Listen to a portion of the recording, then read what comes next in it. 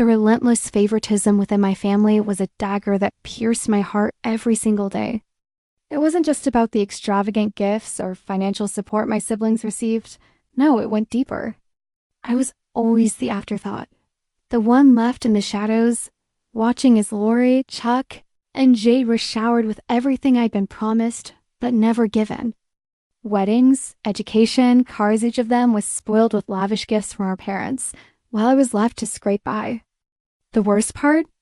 The subtle insults, the passive-aggressive comments at every family dinner, where they would boast about their expensive lifestyles, carefree marriages, and easy lives.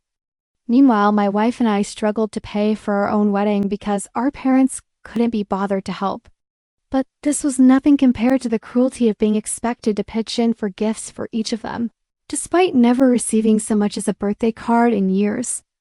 The last straw came when I watched my brother and his wife complain about their perfect marriage while my parents manipulated my plans just to attend their dinner at a restaurant, leaving me behind to deal with the disappointment alone.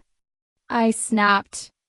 I had to finally stand up and let them know how deeply I was hurt, how this pattern of favoritism had crushed me for years. The financial disparities in my family were staggering, yet they were always disguised under the guise of love and support.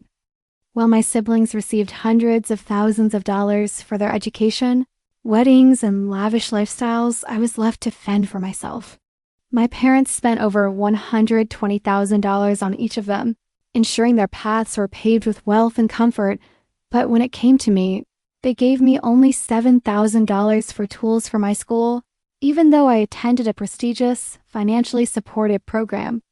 My siblings, especially Lori and Chuck, were handed everything on a silver platter, while I worked tirelessly, barely scraping by. The disparity became glaringly obvious when I realized they were never required to pay back a dime of what they were given, yet I was left to carry the burden alone. The worst part? When I got engaged, my parents claimed they couldn't afford to pay for my wedding because they were saving for Jade's wedding, even though Jade hadn't yet asked for help. It was a bitter pill to swallow, realizing that the financial assistance I so desperately needed was given freely to my siblings, but I was expected to make do without it. The resentment had been building for years, and it came to a head when I finally confronted them. The tension within my family reached a boiling point, and it had been simmering for years. Every family gathering felt like a constant reminder of the favoritism I endured, with Lori, Chuck, and Jade receiving nothing but praise for the gifts and support they'd gotten from our parents, while I was left to watch from the sidelines. At family dinners, their subtle digs about my wedding, the one I had to pay for on my own, became unbearable. Lori and Chuck, with their endless boasting about how much our parents had done for them, made it clear that they saw me as an afterthought. When I couldn't hold back any longer, I snapped. The anger had been building, and finally, I expressed everything I had been silently suffering through: the favoritism, the unfairness, the constant belittling. Of course, my siblings were furious with me, calling me immature, as if I were the one at fault for finally speaking up. But the real blow came when my mother, who I expected to be sympathetic, didn't understand my pain. She only seemed sad, but she didn't apologize. The rift deepened as I realized my siblings, especially Lori and Chuck, would never understand the depth of the hurt. Family dinners would never be the same. The breakdown of my relationship with Lori, Chuck, and even Jade was inevitable. The damage caused by years of feeling like the invisible child in the family was irreversible. Lori, with her condescending remarks, never understood why I was so upset by the constant reminders of how she had everything handed to her. Chuck, ever the family golden boy, seemed to mock my struggles without a second thought, always flaunting his luxurious life that our parents funded. The more I tried to defend myself, the more they shut me out. But Jade's indifference hurt the most. She could have been a bridge, a voice of reason, but instead she chose to stay silent, aligning herself with our parents' favoritism. It was as if the years of shared memories and support meant nothing.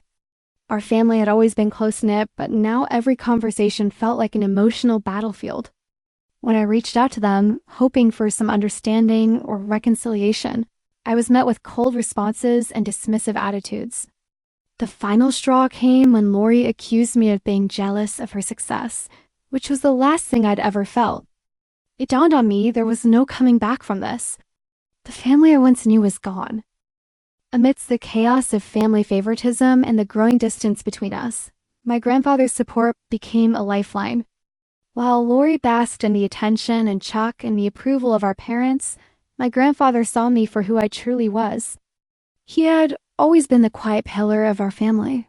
A man of few words, but when he spoke, it carried the weight of years of wisdom. He never once favored Lori or Chuck. Instead, he offered me the quiet reassurance that I was valued, even when it felt like the rest of the family turned their backs on me. I vividly remember his words during one of my most difficult moments. You are not the sum of what they expect of you. You're your own person, and that's enough. In a household where my every effort seemed insignificant, my grandfather's encouragement was a reminder that I had worth outside of their biased views. While the tension in our home continued to escalate, he became my refuge. With every passing day, his unwavering belief in me grew stronger, offering a sense of hope when I thought all was lost. In a way, he was the last thread holding me together as everything else seemed to unravel. In the midst of the overwhelming family favoritism, where Lori and Chuck were always the stars, Jade's support became a beacon of hope. While my parents and siblings showered affection on Lori, often at the expense of my own feelings, Jade stood by me. She wasn't swayed by their biased treatment, and her loyalty never wavered, no matter how much they tried to manipulate the family dynamics. Jade understood the weight of living under constant comparison, and she never judged me for feeling the way I did. She would often remind me, you don't need their approval to be worthy. I believe in you. Those simple words were like a lifeline thrown to me in the sea of family indifference. Jade became more than just a friend. She became my emotional anchor. When the house was filled with tension and I felt like I was sinking, she would call or come over, offering a listening ear or a quiet moment of comfort.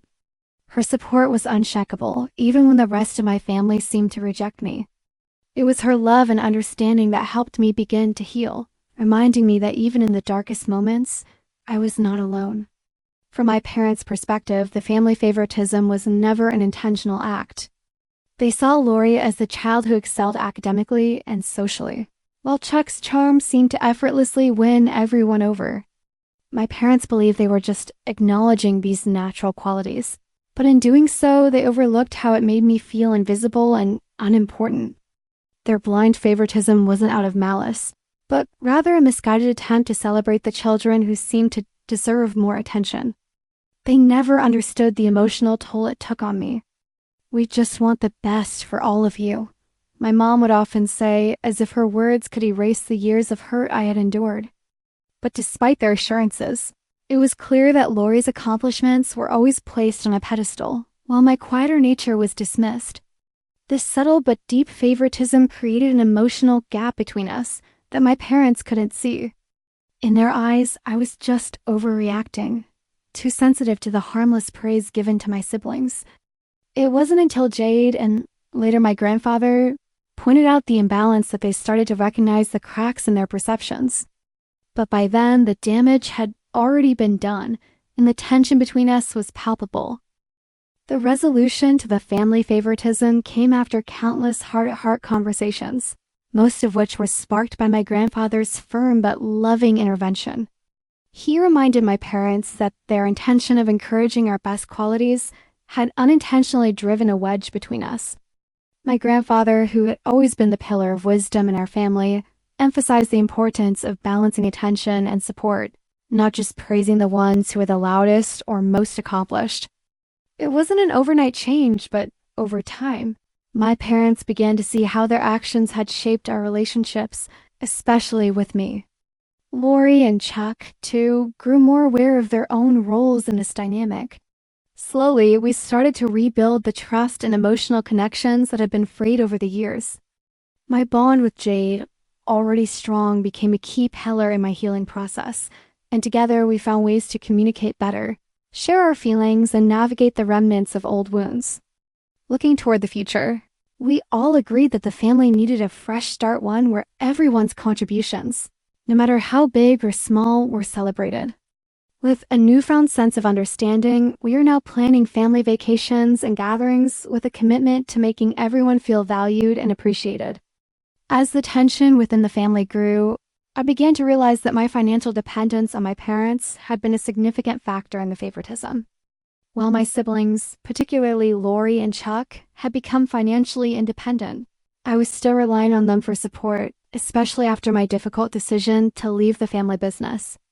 The weight of this dependency was crushing, and it only seemed to reinforce the feeling that I wasn't truly valued in the same way. Jade, however, was a beacon of support during this time. She encouraged me to take the leap into financial independence, suggesting that I start a new career path or pursue my passion for photography. With her help, I enrolled in an online course to gain the skills I needed to transition. The more I learned and grew, the more my confidence soared. Finally, after months of hard work, I was able to secure a freelance job that paid well enough for me to cover my expenses. This sense of financial freedom allowed me to shift the power dynamics in the family and break free from the suffocating grip of favoritism. It gave me a new sense of worth, one that wasn't tied to my parents' approval or financial support. As the growing tension in our family became unbearable, Jade suggested that we seek professional help. The favoritism from my parents, especially towards Lori and Chuck, had caused rifts that seemed impossible to repair on our own. While I struggled with the weight of this favoritism and my newfound sense of independence, Jade believed that family therapy could be a breakthrough. At first, I was hesitant, unsure if it would help, but the idea of healing and breaking free from years of resentment began to appeal to me. Jade encouraged me to reach out to the rest of the family, and after much discussion, we agreed to attend therapy together. During the sessions, we slowly began to unravel the underlying issues that had led to the favoritism, exploring deep-rooted insecurities, unmet needs, and unspoken expectations. Our therapists guided us through difficult conversations, helping us understand one another's perspectives. My parents, especially Dad, were reluctant at first, but as the sessions progressed, they began to recognize how their actions had impacted all of us. While the road to healing was long and full of emotional hurdles, the possibility of reconciliation and understanding became clearer, offering a glimmer of hope for the future of our family.